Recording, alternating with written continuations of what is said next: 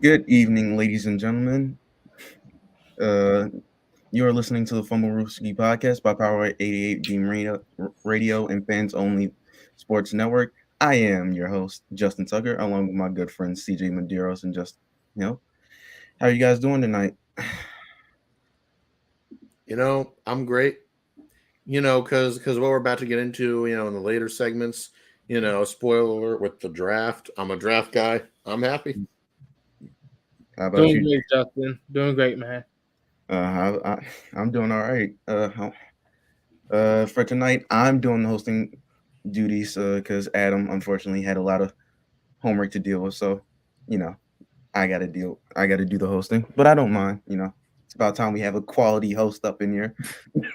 Whoa. I don't know, man. I'm kidding. I miss Adam. But enough about that. We have a great show for you guys tonight. We will continue with our coverage, evaluating all the best defensive players in this episode. We'll give you an update on free agency, but first we gotta address an absolute tragedy which happened over this past weekend. Dwayne Haskins tragically passed away at age 24 while crossing a highway and was hit by a dump truck. Guys, this is an unfortunate situation and very unfortunate to hear about. How did you guys feel when you first heard the news? Uh, wow, this is strange. It's not something you expect to happen. I remember when I first read the news, I was shocked. I mean, what else can you call it? That initial reaction. It's not something you expect to happen. He was only 24.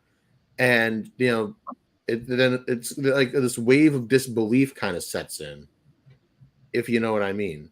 It's just, Mhm. you're kind of like, I don't want to say in denial, but for lack of a better term, I'll say it's like, no, no, no. But yeah, then, it kind of sits with you for a while. You're just like, wow, this could have been avoided. Like this didn't have to happen. He didn't die of a natural cause. He was literally hit by a dump truck. And that's just, I just, I don't really like talking about it. So to stop, I'll just want to say is I feel so bad for the guy, and my thoughts are like with his wife and the rest of his family. Like I'm truly sorry. Mm-hmm. J Hill. Um, right now, condolences to his family, his wife, his mom, his dad, and everyone around him, close to him, especially to the Steelers organization and to his teammates as well. This was a bright kid looking for a better chance in the league. He was preparing this offseason to hopefully become either a backup or a starter. Know that the Steelers are in rebuild mode. However, let's with his life, he had a great life. He dreamed of being in the NFL. His one dream was to play, and he got his wish. And he was a great, phenomenal player at Ohio State, as you remember. And his dream one day was to be in the NFL. He predicted that he wanted to go to Ohio State and play in the NFL, and it happened. So, um, tragic situation, but condolences to his wife, his mom, and his dad, and his family. So prayers out. Mm. I completely agree with both of y'all. Condolences to the friends and family of Dwayne Haskins. When I first heard about it, I was like scrolling through Twitter like it was a regular day. Then all of a sudden, I see a report from Adam Schefter saying that Dwayne Haskins has passed away, and then going down like saying like the struggles he was going through. And unfortunate as it may be, and I know that Adam Schefter didn't mean it in the way it was said, that's not what you need to say at that moment in time. I understand that he's just doing his job in reporting, but the way it was said was not the best way of saying it. I'm glad he came out and apologized for the way it was said, but it could have been done better. It's just a very unfortunate situation all around, and my thoughts and prayers go out to his friends and family. Yeah. Then a little more on like what you said about Schefter. Former Cowboys executive Gil Brandt, maybe you've heard, had like a Yeah. lot of insensitive statements, things that I mean, they're not like expletives, but it's really nothing I want to repeat here. But I remember seeing that, and I just felt disgust. Like, dude, have some respect, man. But that's all. Just I want to say, and like Gil Brandt had to apologize, but he shouldn't have to apologize because he shouldn't have said it. You don't have to apologize if you literally don't say it. Like, why would you tweet that? I'm just glad he apologized, but he just shouldn't have said that plain and simple. Mm-hmm. J-Hill, any last thoughts? Seeing with the Steelers organization, I know that he was literally in not training camp, but like off-season workouts. He was very prepared, and you look at he was just there to just do his job, and that was just to play football. And like no matter what your past is, at least he tried his best before his last day. So rest in peace to to him, and prayers to his wife, his parents, siblings, and to Ohio State and to the Pittsburgh Steelers as well. And because he was fighting for an NFL job, and just prayers. Mm-hmm. RIP to Dwayne Haskins. We will be right back with the Fumblerooski podcast.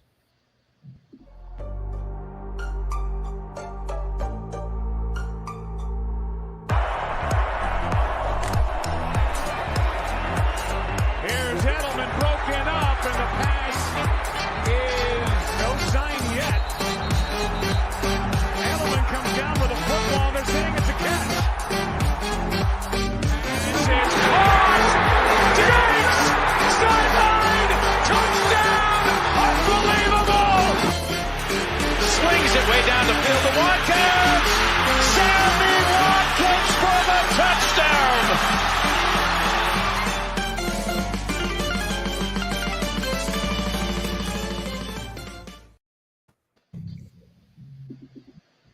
Welcome back, everybody. Welcome back to the Fumblerooski podcast. And right now we are talking about the latest in the NFL free agency. Tyrann Mathieu visited the Saints and the Eagles this weekend. Melvin Gordon visited your boys' home team, the Baltimore Ravens. Please get that contract signed. Melvin Ingram met with the Dolphins today.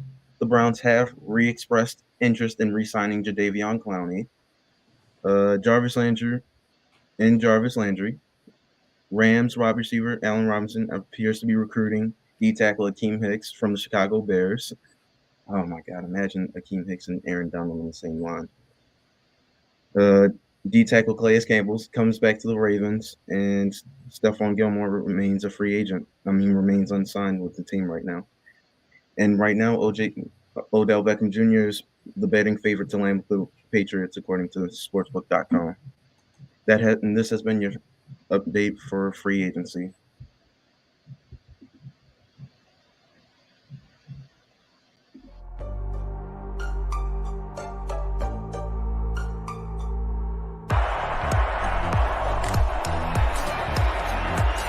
Here's Edelman broken up, and the pass is no sign yet.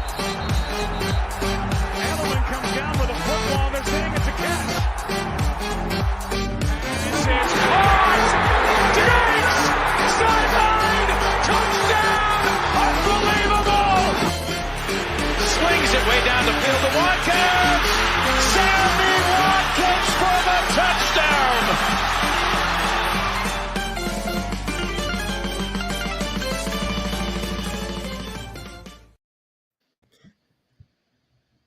Ladies and gentlemen, boys and girls, welcome back to the Fumblerooski podcast. Where for this segment, we will be talking about your favorite front seven players in this draft. For this segment, each of us will talk about a player in the front seven that we would like to see or we would like to express interest in, and then we'll go around and talk about it.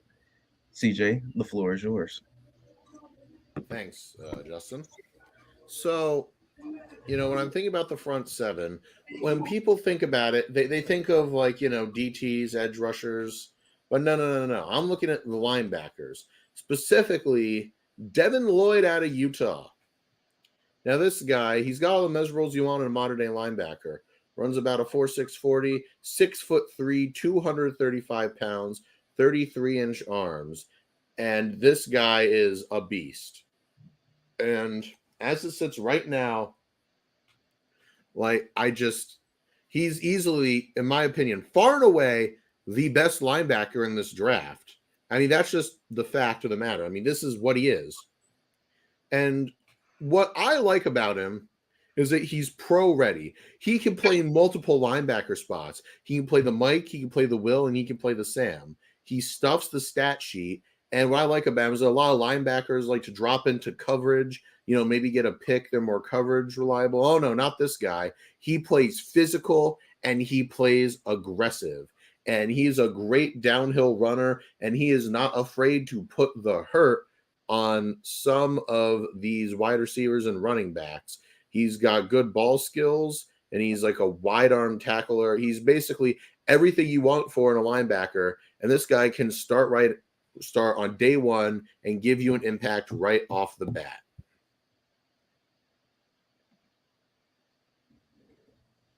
Very good. I actually do need an inside linebacker right now because Malik Harrison isn't panning out the way I want to. So Devin Lloyd may be an option I might have to look into.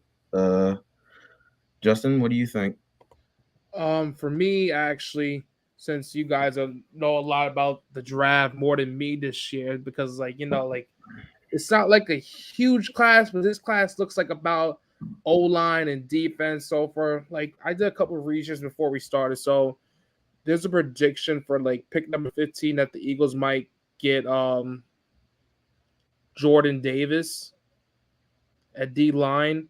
So what I'm actually reading right now, not to go off script. So Davis dropped some weight and showed up at the combine, and he was listed at 341 pounds and ran a 40 in 4.78 seconds, and that's pretty good weighing at that, because the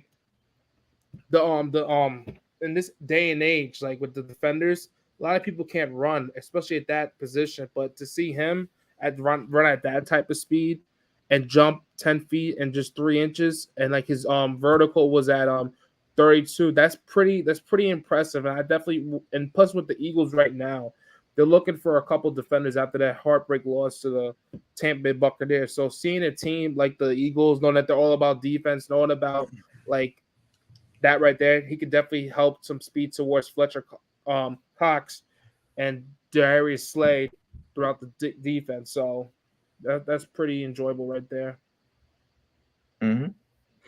All right, boys. For my pick, I chose Kayvon Thibodeau, pass rusher out of Oregon. Now, he's an interesting case because he's not going to be the first overall pass pick out of this draft, because it's going to go to the other pass rusher of this group, Aiden Hutchinson.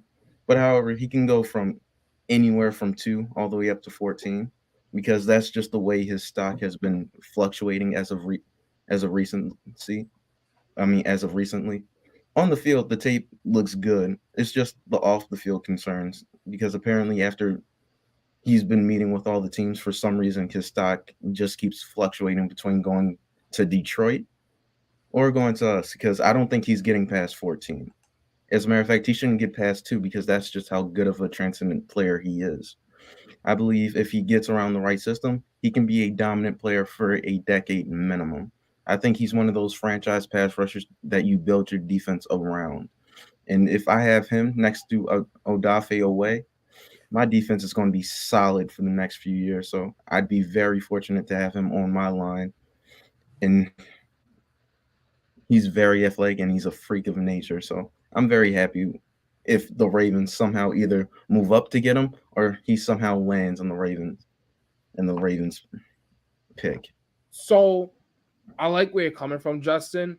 So let me ask you this, both of you guys. How do you feel about, not to go off topic, off the script, but how do you feel about this year's draft class compared to last year? Honestly, I think this draft class is a lot better than people give it credit for. They see a lack of star quarterback talent, and because quarterback's the biggest position, they're quick to write it off. But I wouldn't say so. There's a great group of wide receivers in this draft. There's this O-line class is one of the best, including center Tyler Linderbaum, who's one of the best center prospects we've ever seen. This D-line class is amazing. There's a really deep linebacker class, and the corners are a bit top-heavy, but hey, you could get some future All-Pros there. And the safeties aren't half bad either. But I would say the running backs aren't great. The tight ends, there's 1 or 2 that could maybe go in the second round. But overall, this is a really stacked defense class. And I'm a defensive-minded type of fella. So I don't hate it. But like I said, we had to stop judging draft classes based on the quarterbacks. All right, because that's just not a way to go about it. When you look at some of these truly special guys at receiver and corner and in the trenches, like you could get yourself a franchise tackle or pass rusher for, in the first round, maybe even in the second. So just my point is, I'm not saying it's the best draft, but please do not sleep on this draft. I get what you're saying, CJ. And like you make a tremendous point about like don't sleep on the draft, and also like this can help your team for years to come. We've seen teams that are like looking for defenders in this league, and like they want to building something. You look at the Buccaneers, for example. They were able to get Devin White and a bunch of other players, and out of that, in 2 years, they wound up winning a Super Bowl. So like that, right there, what you're saying, CJ, you make a valid point because defenders and defense, they win championships. You, Justin? As far as this draft class is concerned, I think it's getting heavily slept on in comparison to last year's draft class. I agree the quarterback star power out of it isn't the same as it was last year because we had 5 legitimate quarterbacks that could go in the first round, and right now we're seeing 2, maybe 3-ish quarterbacks that could do it with Pinkett, Ryder, and Willis. We'll just see where they'll go. I don't think they'll be number 1, 2, and 3 just like last year, like Trevor Lawrence, Trey Lance, and Zach Wilson. The wide receiver core, I'm not as high on as it was last year because, again, when you have Jamar Chase, Jalen Waddle, and Devontae Smith coming out of the draft class, it's kind of hard to compete. But I think it's severely there are some underrated gems there like Sky Moore that will be available in the second round. I think it's a lot more defensive heavy, especially in the front 7, more so than usual. But I'm fine with that. I appreciate that, and I think the O-line this year is very good, and you'll possibly find a good prospect there. So I think it's more so line defensive oriented than it is skill positions. And I agree with CJ that it's more top heavy for cornerbacks and skill positions than any other draft class this year. Yeah, I'm hearing you. But I just want to say one thing about these quarterbacks. This is my opinion, before we move on. Because you were talking about people that could go in the first round. I know quarterbacks are going to go in the first round. At least 2 always go in the first round. But you have to believe me when I say none of them are first-round talents. I don't think Malik Willis is a first-round talent, nor do I think Kenny Pickett or Matt Corral or Desmond Ridder or Sam Howell or Carson Strong are first-round talents. I'm not saying they can't be good. I just don't think they should go in the first round. But and to further this point, if these guys all came out last season, like the Trevor Lawrences and the Mac Joneses, they would not go in the first round. I'm sorry. If someone who was the 5th quarterback that went in the first round last season? Mac Jones. If Mac Jones was this year, he would blow all those other guys away. That's just how it is. But that's my quarterback rant for today, kids. I think the only one that I could make a case for that would go in the first round is Malik Willis because of talent. I'm not sure about everybody else, but Malik Willis does have the arm talent that could go in the first round. Yeah, he's pretty raw, but there's upside. And before we exit this segment, I want to give a special shout out to our boy Adam, who's watching the podcast tonight. He says Kayvon Thibodeau is severely underrated. Could be one of the better defenders in this draft. I agree, which is why I really want him to go to the Ravens. I think if he actually slides down to 14, which is crazy within itself because of his production and tape and his intangibles, if he gets to us, I believe my defense will be set for years to come. But anyway, this will be it for this segment. Coming up next, we will be talking about the back half of the defense, which is the safeties and cornerbacks. You are watching the Fumblerooski podcast.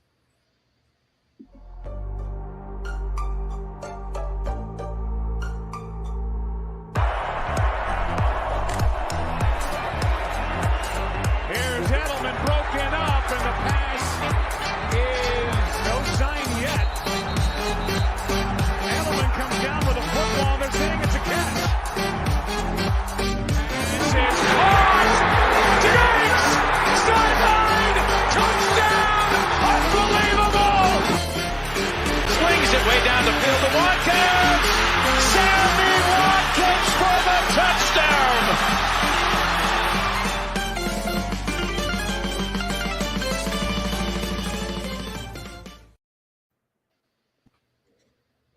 Welcome back to the Fumblerooski podcast by Power 88 and Fans Only Sports. My name is Justin Tucker, along with my good friends CJ and Justin.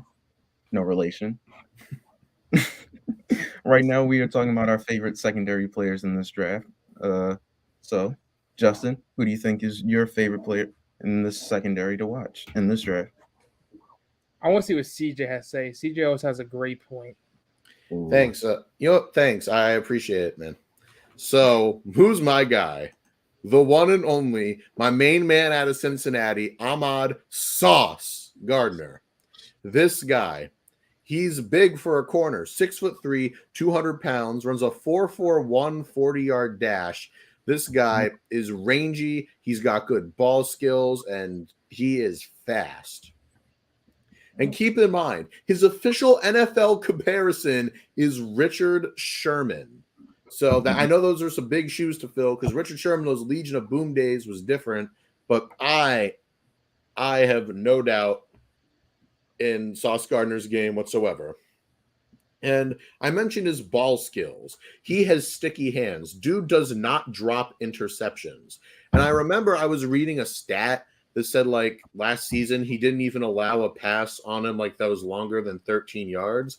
And he's never allowed a single touchdown on him his entire career. So come on. And he's matched up with some good receivers. So don't sleep on him. And he can play zone. He can play man. He can press you. He is NFL ready. And in last season, he allowed 6.6 yards per reception, which was like one of the best among starting corners. And like I said, he can press you with the line and jab you. And he doesn't let quarterbacks fool him either. Some quarterbacks like to, shift their eyes around, look somewhere else, kind of like luring the defense away. Sauce does not fall for that. And keep in mind, there's another first-round pick, the shifty Alabama receiver Jameson Williams. And keep in mind, Alabama did beat Sauce Gardner's school of Cincinnati, but he locked up Jameson Williams. That's the point. He locked up Williams. And just the way he attacks passing lanes and the fact that even though he's a corner, he's not allowed to get his hands dirty and lay out the big hits. That says a lot. And look, I know I'm rambling, but I'm a huge Sauce Gardner fan. Jay Hill, who do you like? So for me, regarding my secondary, I might sound wrong. Correct me if I'm not, because me, I'm not with draft class and all, but first time's a first. But at the same time, looking at things going on lately, for my secondary person, I'm gonna pick safety Daxton Hill, and I say it's because you said what, Justin? I said, "Oh, that's interesting." Yeah, he's underrated. Yeah, and underrated. So I don't care if his last name's Hill like mine, which I love my last name, no question. But I'm just reading off the back right now. If I'm getting off topic, but Hill, he was a Wolverine, Michigan, all that. So you know how Harbaugh, they're all about defense. The Harbaugh family, you know what I mean, Justin, your coach. So regarding with that, he's coming a pretty quickly throughout his class, and they're saying he's one of the best defensive backs in his class, and especially looking at the Buccaneers, knowing that they're all about defense. And since I love defense, you need a guy like that, especially he can learn from people like Carlton Davis and whatnot, and Sean Murphy Bunting. But that's a key line right there. Ooh. For my secondary player, I got a few to pick from. I can go with Trent McDuffie. I can go with Derek Stingley. But for right now, I want to go with someone whose radar isn't not as high as it once was, because at one point in time, he was a top 3 pick. But I'm going with Kyle Hamilton. To me, I don't know why I think it's because of the way his speed was tracked in the combine. I think his speed is where his downfall is right now, and that's why he's dropping so much. I think he was in the 4.6-ish range, which isn't very good for a safety of the NFL level. I think the average would be more so like a 4 or 5-ish type, because when you're a safety in the NFL, you have to be more rangy And if you're going to be in a single high system, it kind of limits where he can be. He can be your strong safety, but I don't think you can be a free safety in that way. So I just like the way he plays football, man. He can tackle, he can track, he can keep up with tight ends, he can track receivers. The only issue is his speed, but I don't think that'll be a problem if you put him in the right system, in a double high system.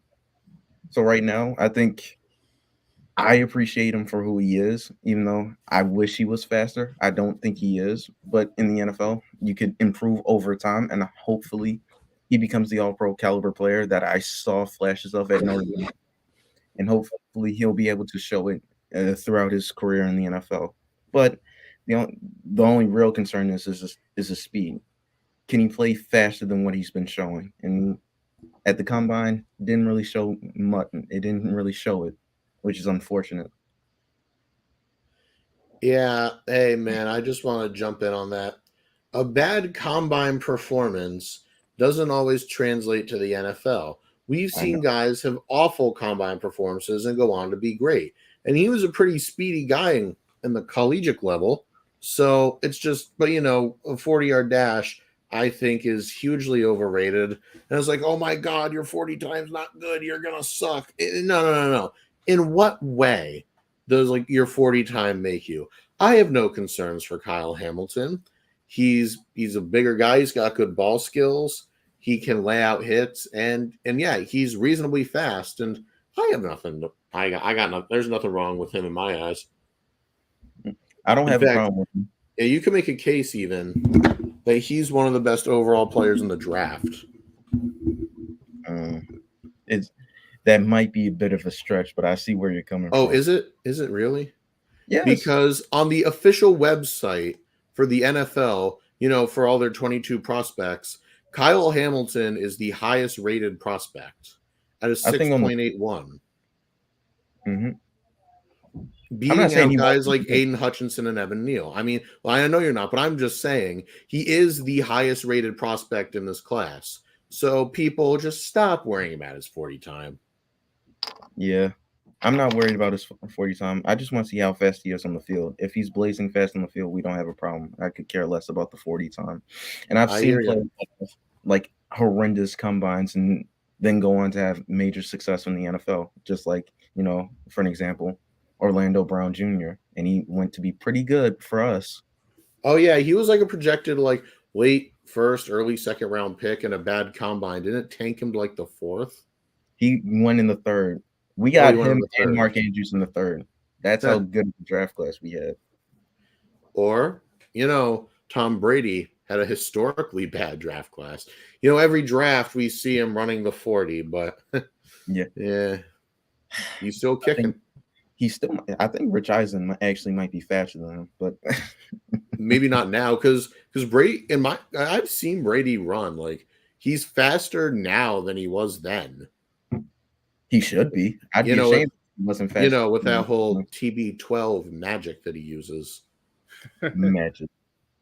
The method did work. Let's not forget. Yeah, it did. It's that. It did give him 7 Super Bowl rings, so I will give y'all credit. Yeah. Whoa! He started the method. He started the method. Hold up. Guess what? Didn't he start in 2013 or something? He started the method after he lost to the Giants. Oh, God, we're doing this again. Fact. Yeah, he started after he lost. One day where you don't mention the Giants, I look forward to it. Man, I gotta say one thing. One thing not to clarify. I mention the Giants than the Yankees. I rather no. If you mention the Yankees, I swear I will. Guys, we got to stay on topic. The greatest team. I know. But what I was gonna say with the draft guy, I love your guys' thing. But what's really impressive for me this draft class is I really want to see what the Giants are going to do. I know Justin's going to be, oh, why are you talking about them? But I'm going to say one thing. I really want to see what the Giants are going to do regarding if they're going to draft the quarterback or just go for all defenders. So I can't wait for what the draft is going to hold regarding with the future because we definitely need an O-line. We definitely need some defenders since we've lost a lot. So I think this class, knowing that we have we have 2 picks in the top 10. So I can't wait to see. That's why I wanted to get off my mind. Personally, I think you guys should go more so for O-line. I don't think there's a quarterback that is necessarily better than Daniel Jones. Indeed, and And Dean, that's been an issue for years with the Giants regarding drafting. You look at why Eli Manning retired early. We didn't have a good O-line, so I definitely want to see what they're going to do regarding what O-line or defender. I just wanted to get out of my mind. Yeah, no problem. Coming up next, our favorite segment of the day, the Fumblerooski Fan Box. You are listening to the Fumblerooski Podcast.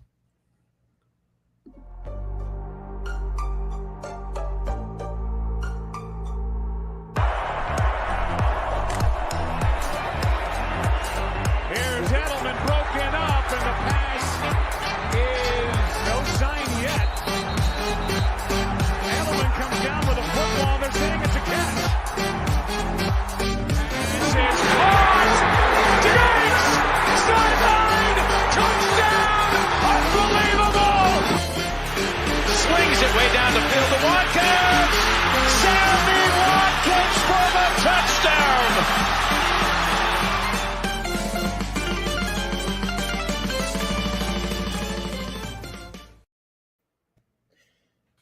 Ladies and gentlemen, welcome back to the Fumblerooski Podcast by Power 88 Dean Radio and Fans Only Sports. I am your wonderful host, Justin Tucker, along with my amazing co-hosts, CJ Medeiros and Justin Hill.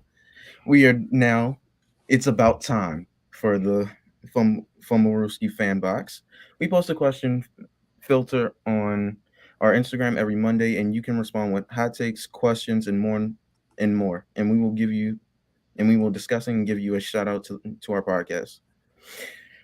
The question of this week is, who is the best receiver in this draft? Before I read them out, anybody know? Do you guys have a favorite receiver in this draft? Yeah, but I answer the fan box, so we'll get to it. Can't spoil the surprise. Fair enough. All right, so Stephen Parker said Drake London.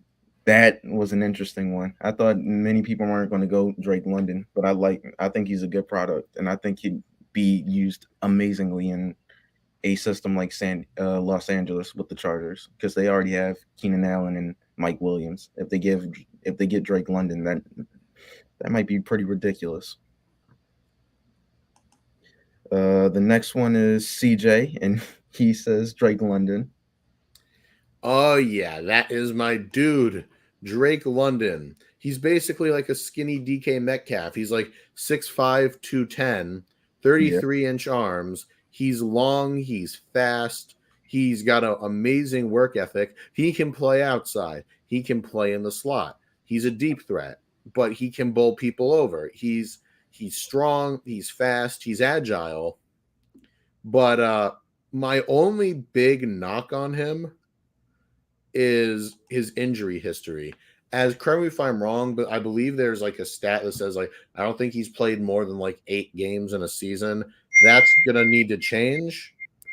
But overall, I would say he's a great player.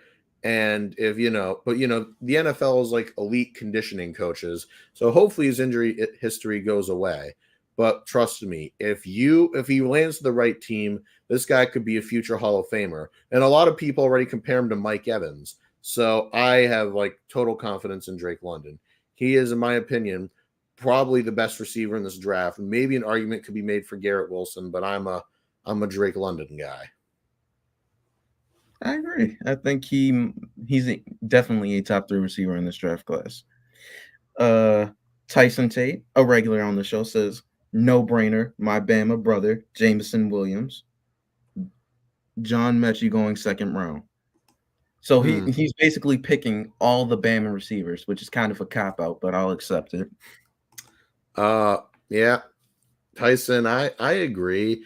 My only knock on both of them is that you're kind of playing the long game if you draft them, because as it sits with both Williams and Mechie, there's like no guarantee that they are going to be healthy to start the season. Mm-hmm. But both of them have tremendous upside. I agree. When they were healthy in college, look at the results. They were pretty damn good together. Yep. Mm-hmm.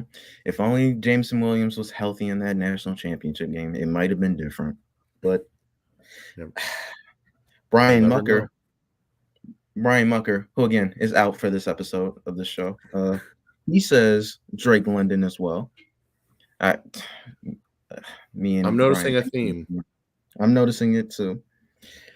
Jack Grubb says Jameson Williams if the ACL doesn't hurt his 40 time, or Garrett Wilson with that vertical. Now, this is Garrett Wilson is one that I don't hear often or often enough, but I agree with that one. I think he can be one of the best receivers in this draft class. Oh yeah, James, yeah. yeah. Go The ahead, thing CB. with sorry. No, go ahead. Garrett Wilson is actually the highest graded receiver in this draft. Now, it's something like I disagree with. Like I said, I'm a Drake London guy. But for me, Garrett Wilson's a close number 2. Ran a 4.38 40. But see, here's the thing. He's kind of like a jack of all trades. Everything a receiver is supposed to be good at, he's good at. He's good at everything, but he's not great. He doesn't stick out in one area. But if he polishes up his game, oh man, he's going to be something special.